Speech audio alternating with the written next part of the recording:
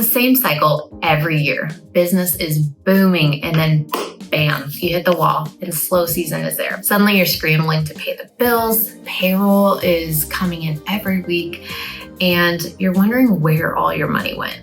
This is a common thing for a lot of business owners. 82% of small businesses fail not because they're not profitable, but because they didn't plan for the slow season. And so cash flow is really what closes the doors. So if you're making money, why does it feel like you never have enough? Most businesses think that more sales equals more stability, but that's a dangerous mindset.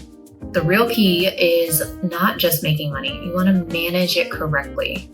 So you want to prepare for the slow seasons. Let me guess, your busy season comes and you're finally feeling like you're ahead. You take all of that money that you were making and you invest in new people, invest in new softwares, invest.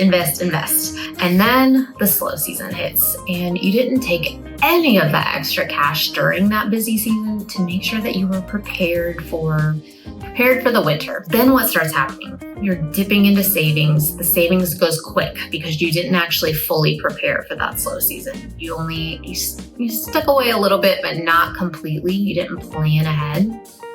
And then you're putting expenses on a credit card. You might get a merchant cash advance. Things like that are going to not only perpetuate the problem during the slow season because they're not actually bringing cash in, but it hinders your busy season because then you're having to go back and pay for things from the past. So it's frustrating, but you're not alone. This is a very common theme that we see in business. So the good news is that with the right plan, we can actually turn this around. We can get you to a place where you're stopped stressing about the slow months. Okay, so how do we get there? First, know when your slow seasons are, right? This is where you can look at your profit and loss over a month basis and see which months do I typically have a dip in.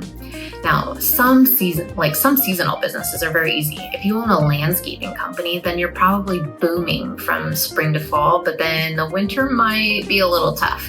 But some of them are a little bit harder to predict.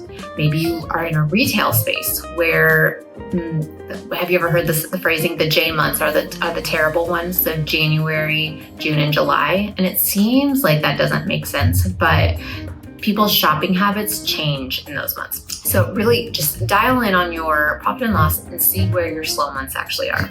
Okay, the next thing that you want to do to prepare for this is you want to set up your slow season fund. And this can just be your emergency fund. You can set it aside in a different category if you're somebody that sees your emergency fund as like extra money available to spend at any time. But what you want to do is when you have those busy season and it seems like cash flow is good, just every chance that you get, like pull some money into the savings. Now, make sure that you have a plan. You should know what your operating expenses are and kind of like what your average monthly expenses. You may not be able to plan for that completely in just one busy season, but if you can work towards getting as much cash into your emergency fund as possible in that busy season, then it will help ease the blow of those slow seasons and shorten the shoulder season. The last thing to kind of help you avoid those slow seasons is figure out another revenue stream. Now, it could be something that is completely offset. If you have a seasonal business and you want to find a second seasonal business that complements your first one so that you can offer two different product lines, for instance. The other thing that you can do is figure out a way to do a monthly recurring revenue stream. And that could be something like if you're a heating and cooling business, having a yearly subscription model where they are getting a maintenance plan and they can break it down on a monthly basis. You might be able to sell quite a bit of those because people can pay the smaller amounts rather than being hit with those large expenses, in the moment. So coming up with some sort of subscription model or a recurring revenue theme that can help you get through those slower months with guaranteed revenue. All right, the last step you want to do is reduce your expenses and adjust your spending. So this is a common, a pretty obvious one. If you know that you're going to have slower seasons, make sure that you are keeping your expenses in check, that you're not adding so many people during that busy season that you can't sustain them in the slow season, that your expenses, you're not basing your software subscriptions and things like that, your rent, on only your high ticket months that you may have. And the other expense that you want to keep in mind is marketing. Now, it may seem obvious to do marketing when you're busy and making sure that you are getting that revenue coming in, but you also want to be able to save some money back so that you can be marketing in your slower season. Marketing is something that generally has a little bit longer of a life cycle. It's not like you can market today and have sales tomorrow.